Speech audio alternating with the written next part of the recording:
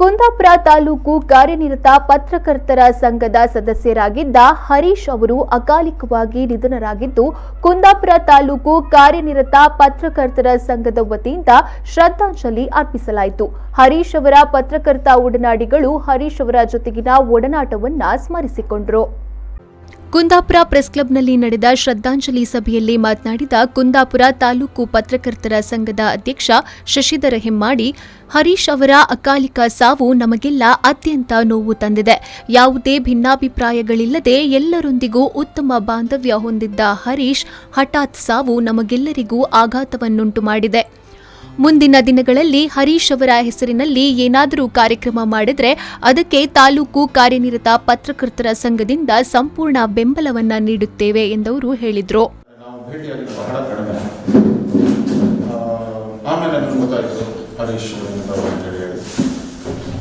ಬಹಳ ನೋವಾಯಿತು ನಮಗೆ. ನಾನು ಅವ್ರಿಗೆ ಜಾಸ್ತಿ ನನಗೆ ಒಡನಾಟವೇ ಇರಲಿಲ್ಲ. ನಮ್ಮ ಸಂಘದ ಒಂದೆರಡು ಸಭೆಗಳಿಗೆ ಅವರು ಬಂದಿದ್ದರು, ಆವಾಗ ನೋಡಿದ್ದೆ.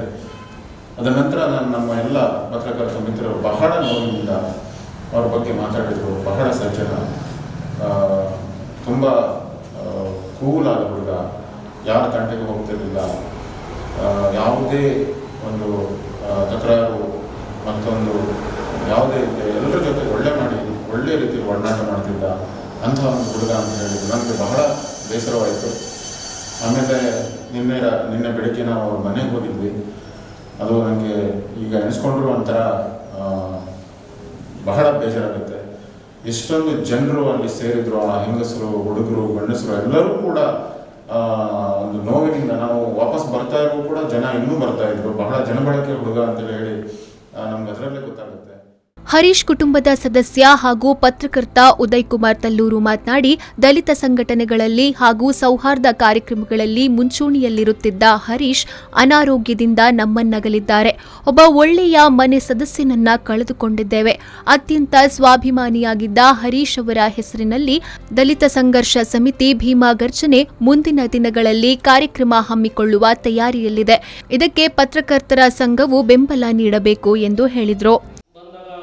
ಅವನಿಗೆ ಯಾರಂತ ಪರಿಚಯ ಸಿಗ್ತಾರಲ್ಲ, ಹಣ್ಣೆಲ್ಲ ಹಳದಿ ಆಗಿತ್ತು. ಆವಾಗ ನಾನು ಈ ಊಟ ಆಯ್ತು ಹಾಕಿದ್ರೆ ಊಟ ಆಯ್ತು ಅಂತ ಎಂತ ಹಾಕಿದ್ರೆ ತರಕಾರಿ ಅನ್ನ ಎಷ್ಟೊಂದು ಊಟ ಮಾಡಿದ್ರೆ ಮಧ್ಯಾಹ್ನ ಅಷ್ಟೇ ಮಾತಾಡ್ತಿದ್ದೆ. ಮತ್ತೆ ಜಾಸ್ತಿ ಮಾತಾಡುವ ಇದನ್ನು ನಮ್ಗೆ ಸಿಕ್ಕಿಲ್ಲ. ಯಾಕಂದ್ರೆ ನಾವು ಇದಿರಲಿಲ್ಲ, ಓವರ್ ಇದಾಗಿದೆ. ಏನು ಅನಾರೋಗ್ಯ ಅಂದ್ರೆ ನಮ್ಮ ಯುವಕ ಇದಾಗಿದೆ. ಅವರ ಶಾಂತಿ ಸಿಗಲಿ. ಮತ್ತು ನಿಮ್ಮೆಲ್ಲರ ನಾನು ಏನು ಪತ್ರಕರ್ತ ಬಳಗಕ್ಕೆ ನೀವು ಶ್ರದ್ಧಾಂಜಲಿ ಕಾರ್ಯಕ್ರಮ ಮಾಡಿದ್ದೀರಿ, ನಿಮ್ಗೆ ನಾನು ಧನ್ಯವಾದ ಅರ್ಪಿಸ್ತೇನೆ. ನಮ್ಮ ಯುವಕನಿಗೆ ಆದ ನೋವು ಮತ್ತು ನಮ್ಮ ಕುಟುಂಬಕ್ಕಾದ ನೋವು ಅದರಲ್ಲಿ ಭಾಗಿಯಾಗಿದ್ದೀರಿ.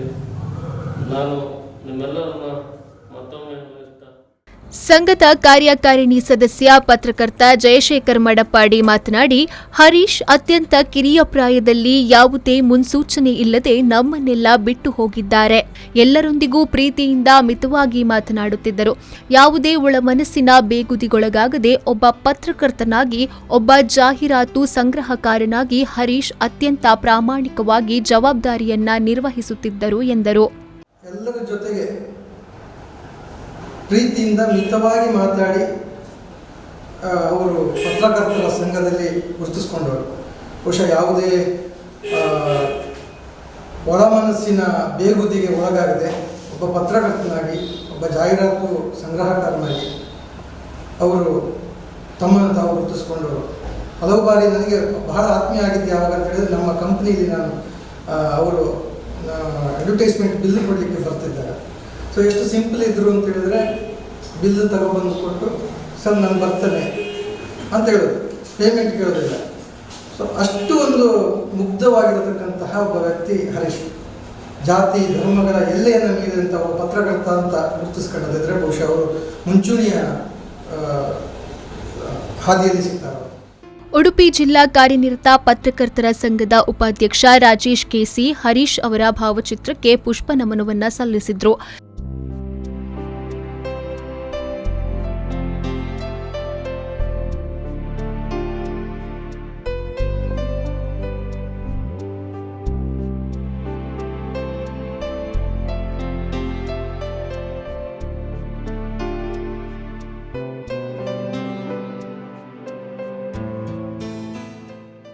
ಸಂಘದ ತಾಲೂಕು ಕಾರ್ಯದರ್ಶಿ ನಾಗರಾಜ ರಾಯಪ್ಪನಮಠ, ಪತ್ರಕರ್ತ ಶ್ರೀಕಾಂತ್ ಹೆಮ್ಮಾಡಿ ಮಾತನಾಡಿದರು.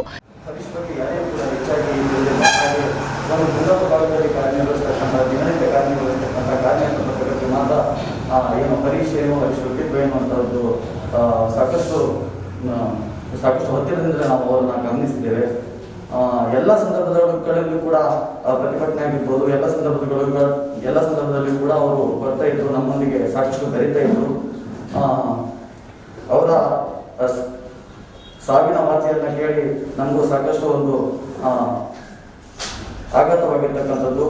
ಬಹಳಷ್ಟು ಪ್ರಾಮಾಣಿಕವಾಗಿ ಅವರು ತಮ್ಮ ಕೆಲಸವನ್ನ ಮಾಡ್ತಾ ಇದ್ರು. ಒಂದು ಪತ್ರಿಕೆಯ ಪ್ರಸರಣ ಮತ್ತು ಜಾಹೀರಾತು ವಿಭಾಗ ಎಲ್ಲ ವಿಭಾಗದಲ್ಲಿ ಕೂಡ ಅವರು ಪ್ರಾಮಾಣಿಕವಾಗಿ ದುಡಿತಾ ಇದ್ರು. ಅಂತ ಒಂದು ಒಳ್ಳೆಯ ಒಂದು ಉತ್ಸಾಹಕ್ಕೆ ಪತ್ರಕರ್ತನನ್ನ ಕಳ್ಕೊಂಡಿದ್ದೇವೆ. ಹಿರಿಯ ಪತ್ರಕರ್ತ ಕೃಷ್ಣ ಜಿ ಮೆಂಡನ್, ರಾಘವೇಂದ್ರ ಬಳ್ಕೂರು, ಲಕ್ಷ್ಮೀ ಮಚ್ಚಿನ, ಯೋಗೀಶ್ ಕುಂಬಾಸಿ ಮೊದಲಾದವರು ಉಪಸ್ಥಿತರಿದ್ದರು.